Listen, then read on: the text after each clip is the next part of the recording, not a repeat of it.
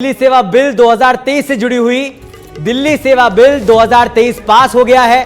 राज्यसभा में भी यह बिल पास हो गया है। पहले लोकसभा में पास हुआ, उसके बाद अब यह राज्यसभा में भी पास हो गया है। बिल पर गृह मंत्री अमित शाह का बयान, कहा बिल से व्यवस्था में कोई बदलाव नहीं होगा। बिल का मकसद भ्रष्टाचार रहित सरकार, दिल्ली में चुनाव लड़ने वालों को समझाना चाहिए। उन्होंने कहा यह यूनियन टेरिटरी है। गृह मंत्री अमित शाह का यह बड़ा बयान आया है। मैं मणिपुर को चर्चा को तैयार हूं, उन्होंने यह भी कहा। उन्होंने कहा 8 से 10 अगस्त तक लोकसभा में अविश्वास प्रस्ताव पर चर्चा होनी है, इसलिए विपक्ष मणिपुर पर 11 अगस्त को चर्चा करे। तो दिल्ली सेवा बिल जो कि अब पास हो गया है, पहले लोकसभा में पास किया गया, उसके बाद अब राज्यसभा में भी यह बिल पास हो गया है।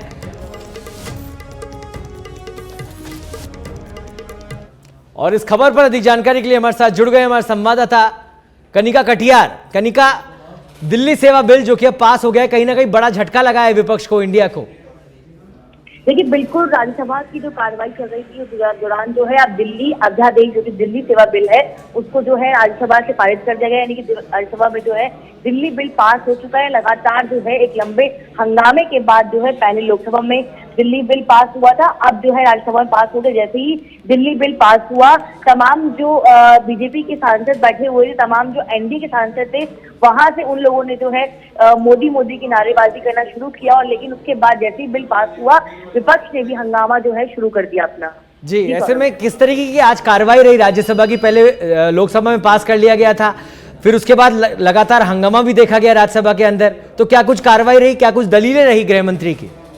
देखिए, बिल्कुल अगर सौरभ बात करें राज्यसभा की पूरी कार्रवाई को देखते हुए, जिस तरह से गृह मंत्री अमित शाह ने दिल्ली बिल को जो है राज्यसभा में पेश किया, तमाम दलीलें दी, उस दौरान जो है उन्होंने तमाम बातों का जिक्र किया। उन्होंने जो दिल्ली में घोटाले हुए उस बात का जिक्र किया, उन्होंने शीश महल की जो बात हुई उसका जिक्र किया, लेकिन उन्होंने उसके साथ साथ विपक्ष की तमाम जो पार्टियां हैं, चाहे वो कांग्रेस हो, आम आदमी पार्टी हो, आरजेडी हो, जेडीयू हो, इन सभी पार्टियों के ऊपर निशाना साधते हुए तमाम तरह के तंज भी कसे। लेकिन सबसे महत्वपूर्ण बात की कांग्रेस पार्टी का बहुमत जो है, अगर देखा जाए आंकड़ों में, तो सबसे ज्यादा आंकड़े जो है राज्यसभा में कांग्रेस पार्टी के हिस्से में आते हैं। तो जब गृह मंत्री ने इस बिल की शुरुआत की सौरभ, तो तमाम तरह की बातें रखी गई, लेकिन कांग्रेस पार्टी के ऊपर निशाना साधते हुए खासतौर पे जो है इमरजेंसी की बात की गई कि ये जो बिल है वो इमरजेंसी लाने के लिए लाया जा रहा है, दिल्ली की बताने के लाया जा रहा है। तमाम तरह की बातें जो है अमित शाह के द्वारा जो है राज्यसभा में आज की गई, लेकिन लगातार एक लंबे समय से जो है राज्यसभा हो चाहे लोकसभा में हो, तमाम विपक्षी पार्टी जो इंडिया अलायंस की पार्टियां हैं वो लगातार हंगामा कर रही थी। आज भी लगभग जो है 8 घंटे जो है दिल्ली बिल पर चर्चा हुई, तमाम तरह की दलीलें रखी गई और अंत में यही हुआ क्योंकि 119 आंकड़ों की 119 वोटों की जरूरत थी। और कहीं ना कहीं बीजेपी इस बात को जानती थी कि बीजेपी के साथ जो है निर्दलीय जो अन्य पार्टी के लोग हैं जो वोटिंग सिस्टम के थ्रू है, उनको भी वो अन्य 18 वोट मिल जाएंगे, इसीलिए कहीं ना कहीं वो बिल पास हो जाएगा। बीजेपी इस बात को पहले से जानती थी। तो कहीं ना कहीं एक शक्ति प्रदर्शन के तौर पर देखा जाए तो विपक्ष ने कोशिश की कि इस बिल के जरिए जो है शक्ति प्रदर्शन किया जाए, लेकिन अब राज्यसभा में जो है दिल्ली बिल को पास करवा दिया गया है। जी, 110 एनडीए के और 9 बीजेडी के और 9 वाईएसआर के, ये अलग अलग कैसे हो गए? कनिका, ये जानना चाहेंगे कि 131 ये 3 एक्स्ट्रा वोट कहां से आ गए? देखिए, बीएसआर ने और जो वाईसीआर ने, दोनों पार्टी ने सपोर्ट किया है।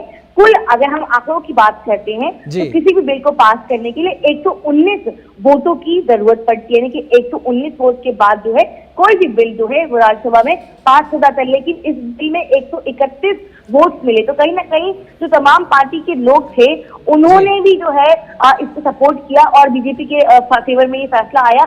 लेकिन इस बिल के दौरान, इस चर्चा के दौरान कई ऐसे बातें भी जो है जिक्र के तौर पर देखी गई। कई ऐसे विपक्ष के नेताओं ने ये कहा कि हमारा जो है इस बिल को लेकर जो है समर्थन रखा गया है, लेकिन हमसे पूछा नहीं गया।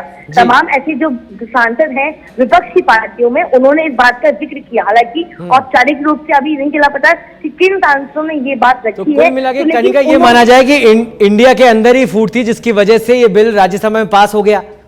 बिल्कुल सही बात है, क्योंकि इंडिया के अंदर जो तमाम सांसद बैठे हुए थे, इंडिया पार्टी के अंदर जो तमाम सांसद थे, उनमें से कुछ सांसदों ने ये बात का जिक्र किया, लगभग 4 से 5 ऐसे सांसदों ने उन्होंने इस बात का जिक्र किया कि हमसे बिना पूछे, हमारी बिना सहमति के हमारा वोट काउंट कर लिया गया बिल के अगेंस्ट में, जो कि हमें पता नहीं था। तो कहीं ना कहीं जब चिट के माध्यम से वोटिंग सिस्टम हुआ और वोट पड़े तो उन लोगों ने उसको फेवर दे दिया। तो इसी वजह से जो है ये 131 का आंकड़ा हमें देखने को मिला है। लेकिन अब कहीं ना कहीं राज्यसभा में ये बिल पास हो गया है। अब दिल्ली की जितनी भी पावर होंगी वो कहीं ना कहीं केंद्र सरकार के अधीन होंगी, और केंद्र सरकार के अधीन होने के बाद अब आम आदमी पार्टी को दिल्ली में तमाम तरह की मुश्किलें भी देखने को मिल सकती है। लेकिन सवाल ये भी खड़ा होता है सौरभ कि जो इंडिया अलायंस में आम आदमी पार्टी अभी तक सपोर्ट करती आई है और कहती आई है कि हम इंडिया अलायंस का एक पार्टी के तौर पर भूमिका निभाएंगे, गठबंधन निभाएंगे, क्या इस बिल के बाद अब आम आदमी पार्टी जो है तमाम अन्य पार्टियों के साथ खड़ी दिखाई देगी? बिल्कुल, ये भी देखने वाली बात होगी। ऐसे में कुछ नया बदलाव होगा दिल्ली सेवा बिल को, अब ये पास हो गया है, इसमें कुछ नया बदलाव अब दिल्ली को लेकर देखने को मिलेगा आगामी दिनों में? देखिए, बिल्कुल साफ तौर पे अब सारी पावर जो होंगी, चाहे वो भर्ती के लिए पावर हो, चाहे वो किसी की पोस्ट चेंज करने की बात हो, सारी जो स्टेट एडमिनिस्ट्रेशन की पावर होंगी वो एलजी के पास चली जाएंगी। अब कोई भी फैसला जो होगा वो एलजी के अप्रूवल के बाद होगा, यानी कि दिल्ली सरकार पहले एलजी के सामने वो प्रस्ताव रखेगी, एलजी उस प्रस्ताव को मंजूरी देंगे, उसके बाद ही दिल्ली में किसी तरह के जो बिल होंगे, संशोधन होंगे या निर्णय होंगे वो लिए जाएंगे। तो कहीं ना कहीं आम आदमी पार्टी को आज एक बड़ी जो है ठेस पहुंची, क्योंकि कहीं ना कहीं जो सत्ता की पावर होती है वो आज उनसे छीन ली गई है। अब देखना होगा सौरभ की इस बिल के पास होने के बाद जो गठबंधन की बात चल रही है वो बरकरार रहेगी या नहीं रहेगी, कैसे आम आदमी पार्टी, कांग्रेस और तमाम पार्टियां गठबंधन निभाएंगी, और इसके बाद आम आदमी पार्टी जो है दिल्ली को लेकर क्या नया प्लान तैयार करेगी और कैसे केंद्र सरकार को और बीजेपी को टारगेट करेगी। जी चलिए, बहुत बहुत धन्यवाद कनिका इस तमाम जानकारी के लिए। तो आपको बता दें कि आज दिल्ली सेवा बिल 2023 पास हो गया है, और कहीं ना कहीं जो बड़ी लड़ाई एनडीए और इंडिया के बीच में चल रही थी वो अब वापस वहीं पर आ गई है जहां से इसकी शुरुआत हुई थी। एलजी के पास सारी पावर्स आ चुकी है। दिल्ली सरकार को हर कानून को पहले एलजी से पास कराना होगा, उसके बाद दिल्ली के अंदर वो प्रभावी होगा।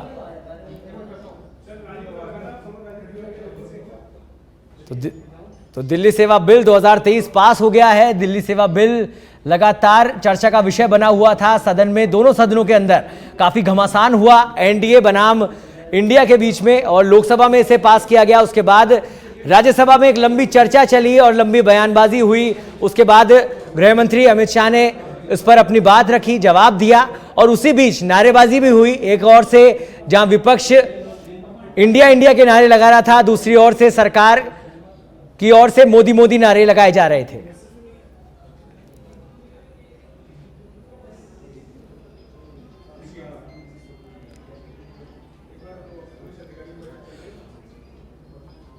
और अब बीजेडी सांसद सुल्तादेव क्या कुछ कह रहे हैं, आइए आपको सुनाते हैं। तो उन लोगों के लिए ये चीज सहज और सरल हो जाएगी। मेरा और एक बात है कहने के लिए